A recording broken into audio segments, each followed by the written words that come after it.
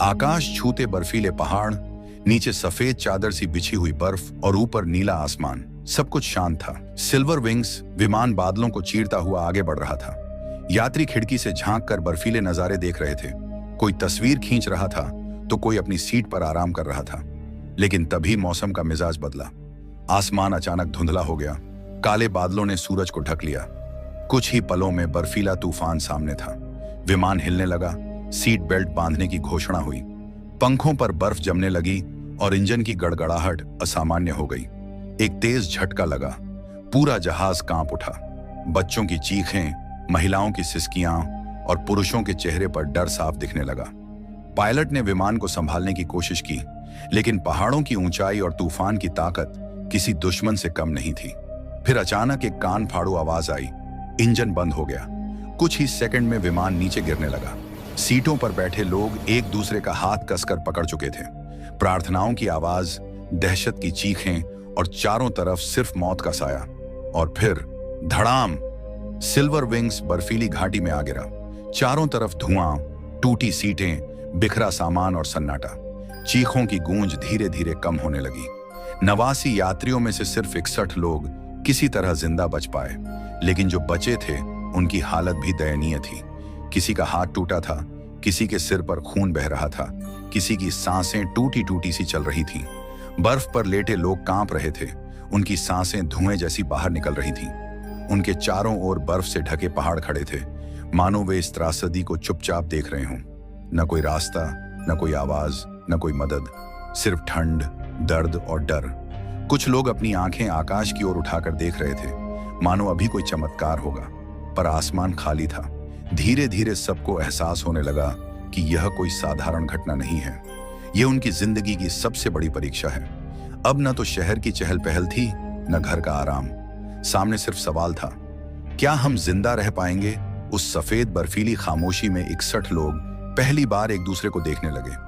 उनके चेहरों पर दर्द था, लेकिन आंखों में वही सवाल, अब क्या होगा? विमान हादसे के बाद जब शोरगुल थमा तो सिर्फ कराहटें और ठंडी हवाओं की सिसकियां बाकी रह गईं। 61 लोग बचे थे, लेकिन कोई खड़ा नहीं हो पा रहा था। सब थके, डरे और टूट चुके थे। तभी बर्फ के बीच से एक आवाज आई, रीना की। उम्र 29, चेहरा थका हुआ, पर आंखों में हिम्मत। वह पहाड़ों की कठिनाइयों की आदी थी। उसने टूटे लोगों को आवाज दी, हिम्मत रखो, हम सब जिंदा हैं, और जब तक जिंदा हैं, कोई हार नहीं मानेंगे। उसकी आवाज में ऐसा आत्मविश्वास था कि कई लोग पहली बार सीधा बैठ गए। इसी बीच एक और शख्स आगे बढ़ा, ध्रुव, 42 साल का रिटायर्ड फौजी। चौड़े कंधे, चेहरे पर गहरी झुर्रियां और आंखों में अनुशासन की चमक। उसने सख्त लहजे में कहा, अगर हमें बचना है तो नियम बनाने होंगे। जो डर जाएगा वो दूसरों को भी कमजोर कर देगा। उसके शब्दों में आदेश भी था और सुरक्षा का वादा भी। लोग चुप होकर उसकी ओर देखने लगे। घायलों के बीच भाग दौड़ करती दिखी जोया। 31 साल की यह नर्स अपनी ठंडी उंगलियों से भी गर्माहट देती थी। उसके पास न दवाइयां थीं, न बैंडेज। फिर भी उसने कपड़ों के टुकड़े फाड़कर पट्टियां बनाई, खून रोकने की कोशिश की और बच्चों को अपनी गोद में लेकर उन्हें शांत किया। किसी के माथे पर हाथ रखती, किसी को पानी पिलाती। उसके होने से लोगों को पहली बार लगा, शायद यहां भी जिंदगी बच सकती है। वहीं एक और चेहरा था विकास का, 27 साल का, दुबला पतला, लेकिन आंखों में बिजली जैसी चमक। वह टूटी फूटी चीजों को जोड़ने में माहिर था। जब सब घबराए थे, तब उसने विमान के मलबे में जाकर टॉर्च, तार और बैटरियां निकाल ली। हाथों में खरोंचें लगीं, लेकिन चेहरे पर मुस्कान थी, मानो कह रहा हो, मैं कुछ कर सकता हूं। चारों धीरे धीरे समूह के बीच अलग अलग भूमिकाओं में दिखने लगे। रीना उम्मीद दे रही थी, ध्रुव अनुशासन, जोया राहत और विकास समाधान। शाम ढलने लगी, तापमान और गिरने लगा। सबको पता था कि अगर रात ऐसे ही गुजर गई तो सुबह शायद आधे लोग भी न बचे। रीना ने आवाज लगाई, सबसे पहले हमें आग चाहिए, वरना यह ठंड हमें खा जाएगी। ध्रुव ने कुछ लोगों को लकड़ी और सूखे पत्ते ढूंढने भेजा, लेकिन चारों तरफ बर्फ थी, लकड़ी भीगी हुई थी। तभी विकास ने अपने बैग से टॉर्च की बैटरी निकाली, तारों को जोड़ा और सूखे कपड़े का छोटा सा गोला बनाया। घंटों की कोशिश के बाद अचानक एक चिंगारी निकली और कपड़ा धधक उठा। सबने अपनी सांसें थाम लीं और फिर पहली लौ जली। वो लौ छोटी थी, कांप रही थी, पर उसके सामने बैठे हर इंसान की आंखों में चमक भर गई। लोग रो पड़े, किसी ने हाथ जोड़ लिए, किसी ने सिर झुका दिया। आग ने न सिर्फ ठंड भगाई बल्कि दिलों में उम्मीद जगा दी। उस पल सभी को समझ आ गया, अब वे अकेले नहीं हैं। 4 लोग थे जो उनका सहारा बन सकते थे, रीना, ध्रुव, जोया और विकास। इन चारों की लीडरशिप ही इस ठंडी मौत की घाटी में उनकी पहली जीत थी। पहली रात जैसे मौत की छाया बनकर आई। तापमान -20 डिग्री तक गिर गया था। हर सांस बर्फ जैसी लग रही थी। लोग एक दूसरे से सटे बैठे थे, फिर भी शरीर कांप रहा था। बच्चों की रोने की आवाज, बुजुर्गों की कराह और बीच बीच में आग की बुझती चिंगारियां। ये रात कभी खत्म न होने वाली लग रही थी। सुबह होते ही ध्रुव ने कठोर स्वर में सबको जगाया। अगर ऐसे बैठे रहे तो जिंदा नहीं बचेंगे, काम बांटना होगा। उसकी बात में डर भी था और उम्मीद भी। उसने समूह को हिस्सों में बांटा। कुछ लोग लकड़ी ढूंढने निकले, कुछ खाने की तलाश में। जंगल सफेद बर्फ से ढका था, पेड़ों की शाखाएं झुकी हुई, जमीन पर कोई हरियाली नहीं। लेकिन इसी कठिनाई में जोया ने उम्मीद खोज निकाली। उसने बर्फ के बीच लाल रंग की छोटी बेरी देखी। भूखे लोगों की आंखों में चमक आई और कुछ ने तुरंत तोड़कर खा भी ली। शुरुआत में स्वाद मीठा लगा, लेकिन कुछ ही देर में उनके पेट में मरोड़ उठी। चेहरे पीले पड़ गए और वे बर्फ पर गिर पड़े। अफरा तफरी मच गई। जोया तुरंत आगे बढ़ी। उसने पत्तियों को कुचला, उनसे लेप बनाया और बीमारों को दिया। उसने पेट साफ कराने के लिए जड़ी बूटियों का काढ़ा तैयार किया। कुछ घंटों में उनकी हालत सुधरने लगी। लोगों की आंखों में पहली बार उसके लिए कृतज्ञता की चमक थी। उधर विकास भी चुप नहीं बैठा। उसने विमान के टूटे पैनल और सीटों से अस्थायी आश्रय बनाए। बर्फीली हवा रोकने के लिए दीवारें खड़ी की और ऊपर कपड़े टांग दिए। धीरे धीरे वहां एक छोटा सा बर्फीला गांव बन गया, जहां ठंडी मौत के बीच भी जिंदगी की लौ टिमटिमाने लगी। तीसरे हफ्ते की एक सर्द रात थी। सब थके हुए अपने छोटे छोटे आश्रयों में दुब के सोने की कोशिश कर रहे थे। तभी अचानक लकड़ी की झोपड़ियां कांप उठी, जैसे किसी विशाल ताकत ने उन्हें धक्का दिया हो। हवा में अजीब सी गंध भर गई। बच्चों ने रोना शुरू किया और बड़ों की आंखों में खामोश दहशत थी। रात भर कोई बाहर जाने की हिम्मत नहीं जुटा पाया। सुबह जब सूरज की किरणें बर्फ पर पड़ी तो सच सामने आया। बर्फ पर गहरे विशाल पंजों के निशान बने थे।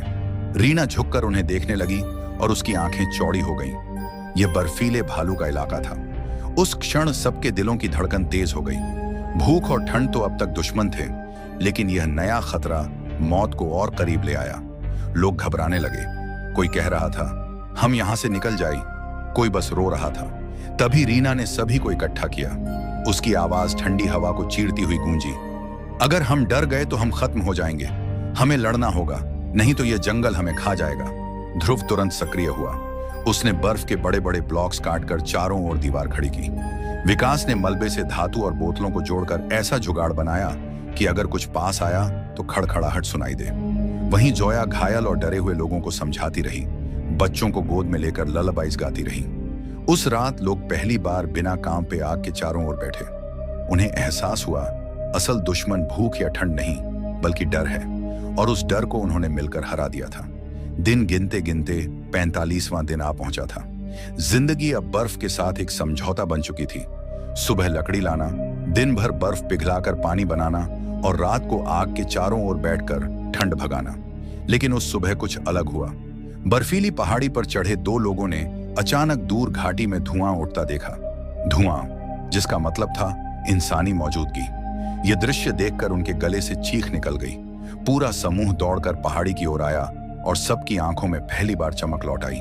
रीना और ध्रुव ने तुरंत फैसला किया, हमें वहां जाना होगा। रीना ने कहा। ध्रुव ने सिर हिलाया और 5 लोगों की एक छोटी टीम बनाई। ठंड से जमे रास्तों और फिसलन भरी ढलानों को पार करते हुए वे आगे बढ़े। कई बार बर्फ खिसकी, कई बार किसी का पैर फिसला, लेकिन सब उठ खड़े हुए। हर कदम उन्हें धुएं के रहस्य के करीब ले जा रहा था। 3 दिन की कठिन चढ़ाई के बाद आखिरकार उन्हें धुआं नहीं बल्कि एक पुराना लकड़ी का केबिन मिला। शायद सालों पहले किसी शिकारी या खोजी ने बनाया था। दरवाजा चरमरा कर खुला और भीतर अंधेरा और धूल भरी हवा उनका स्वागत करने लगी। अंदर पुराने बर्तन पड़े थे, रस्सियां दीवार से टंगी थीं और कोने में एक टूटा फूटा रेडियो पड़ा था। ध्रुव ने रस्सियों को उठाकर मजबूती से जांच की। ये भविष्य में बहुत काम आएंगी। लेकिन सबकी नजरें उस रेडियो पर टिक गईं। विकास की आंखें चमक उठी।